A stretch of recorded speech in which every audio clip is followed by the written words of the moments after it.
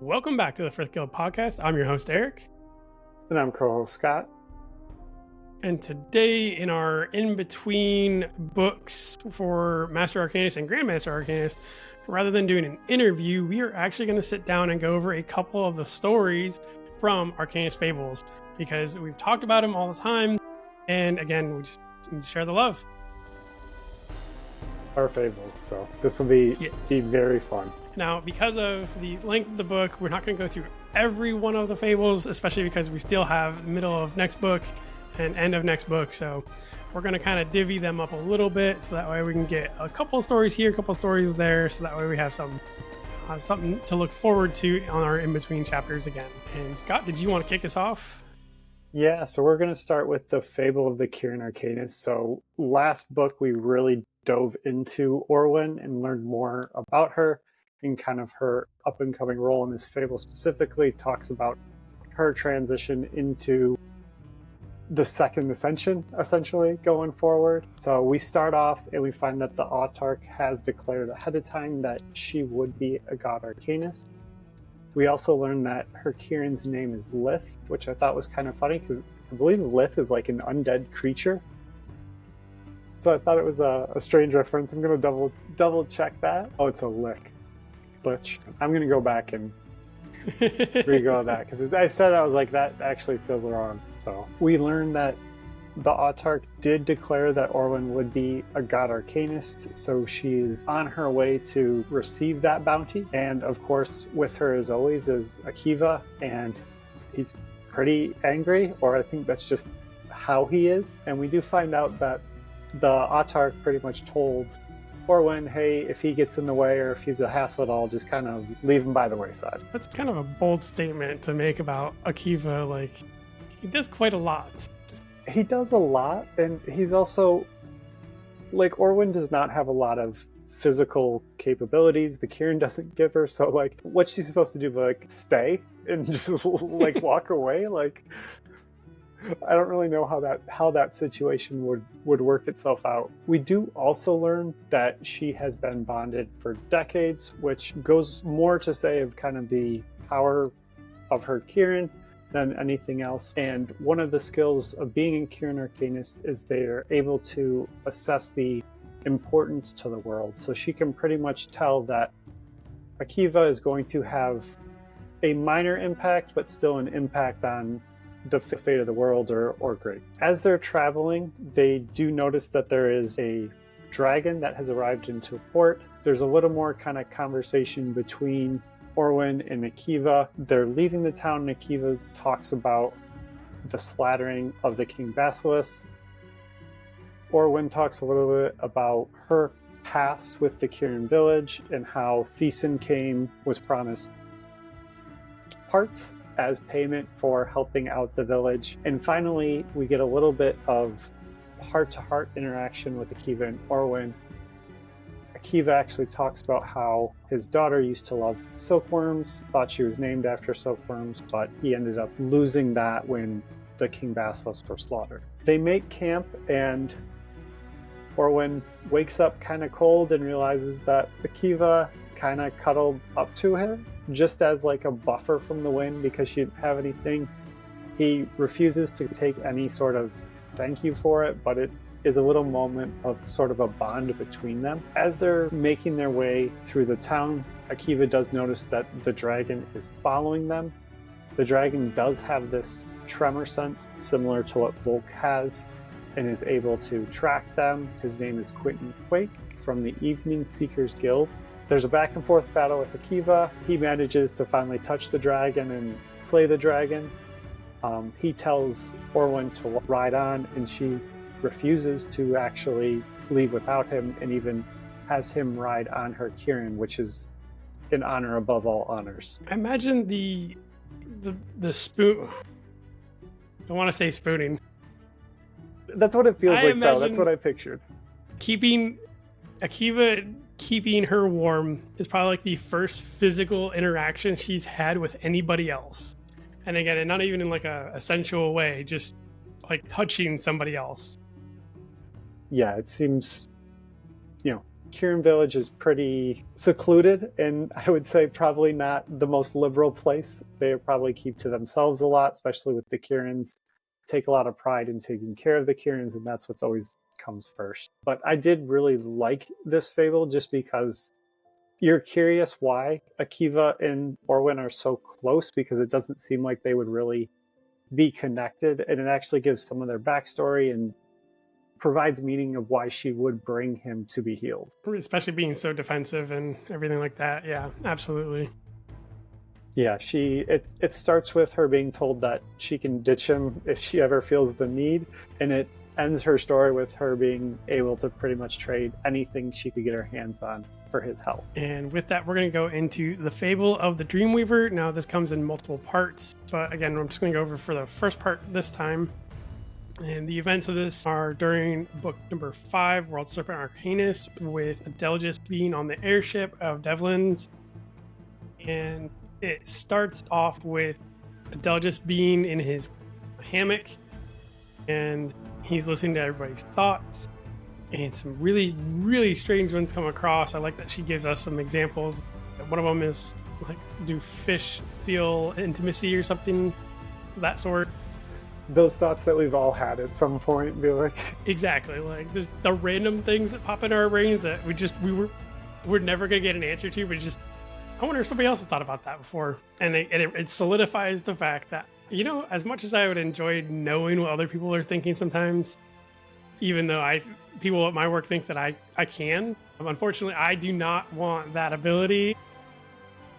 I commend Adelgis for being able to stick with it. Now, he hears somebody knock on the door, his quarters. He already knows who it is because he can hear their thoughts, and it is Bayou coming in because she has some questions that she needs to ask Adelgis and to kind of rate him on his abilities. Yeah, that's about how it feels. Like, she's in there to interview him, which is a funny situation in itself. I guess she's assessing him. Now, this is like one of the first parts where I absolutely cannot commend Adelgis enough with the way that he talks and how he handles people's thoughts.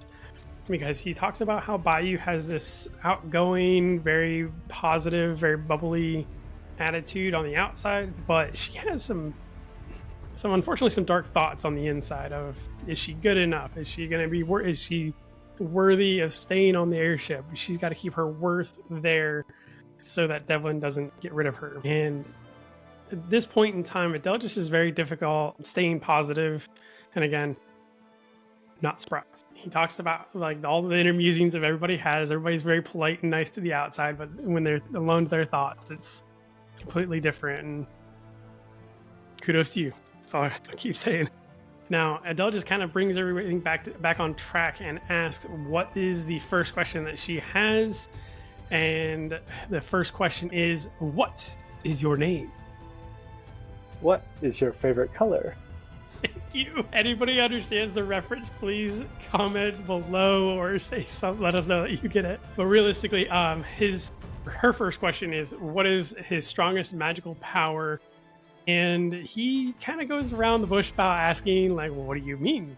Physically? Are you talking about kind of like, how exactly do you mean by this? He eventually does give her the answer of he's very strong at reading minds, and that he's actually surpassed other Welk Arcanists that he has read about. So he's done a very good job at cultivating his magic, even though he was stunted at the beginning. And again, we get some inner monologue from Bayou and just this constant worrying about making sure she's worthy and she's not being worthless, and she has to do great with this interview so that Captain Devlin keeps her. And this is a situation that Adelgis probably would never have ever wanted to end up in, where he has to like comfort a human being. Because people aren't used to an interaction where you can read their minds, and it's awkward. So there's a really delicate balance of like, how far can I go with like comfort, which seems like something you'd want to go all the way, but he, like you said, masterful at handling it. He just sets his arm on her shoulder like he describes it as if it was a marionette. Oh goodness. Like, I think this is, if Adelgis had to face a boggart, this is what the boggart would be. Yes. trying to comfort someone physically. Something that popped into my mind while I was reading through these sections, especially going over the inner monologues of people, I wonder if people's voices, like he hears their voices as the same when they're thinking as they are when they're talking. Because she had a moment where she said and thought the exact same thing at the same time. Is it like the exact same? The voices It's a good change? question. It's a very good question. Is your inner thoughts sound the same to you as your voice does? Honestly, I don't know. I'm like trying to think and like is this how I normally think to myself? If you find yourself daydreaming, just try to remember, did I sound the same as I would if I was talking? Now, again, Delge is just kind of trying to dig himself out of this hole of trying to comfort her. And he's explaining that he can dreamweave, and that Bayou basically can have whatever dream she wants, and he will help her achieve that. And she is over the moon, excited because she wants to be a unicorn arcanist. She wants to have the full-on princess unicorn party, like I imagine every little girl does. And in this world, they can happen.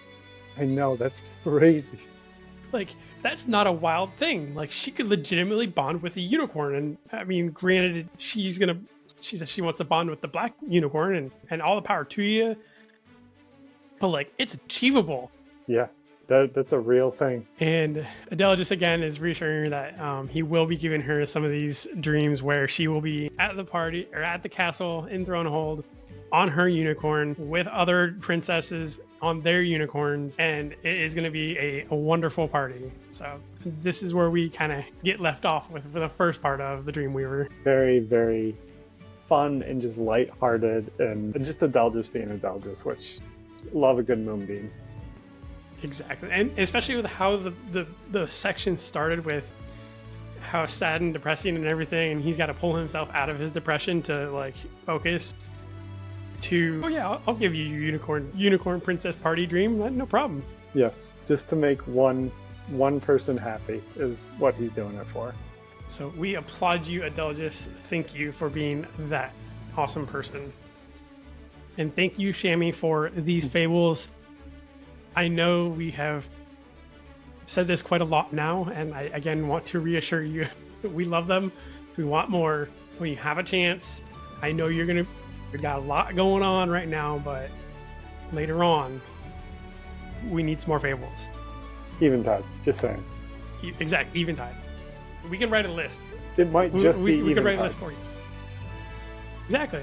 But with that, I think that'll end this week's episode. And next week, we'll be getting into Grandmaster Arcanist. We are going to be in the final book of the Frith Chronicles. Ooh, oh my gosh.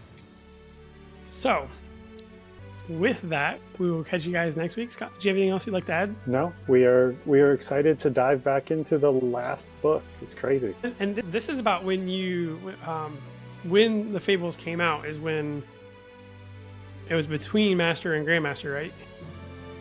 I don't know when, like, year-wise it came out, but all of the Fables, I believe, occur, like, at this point or previously. Mm-hmm. There's not, like, Fables post Grandmaster, so I think there's a couple between right before Grandmaster, and then a few throughout some of the prior books as well. And there also is a blooper like chapter in there as well, which is just hilarious. So we will cover that at some point, but it is amazing. Absolutely, because I know Shammy has been putting in blooper chapters in her Academy series books, and Chef's Kiss, I love it. I want more. Yes, they're amazing. But all right, thank you guys. We'll catch you guys next week.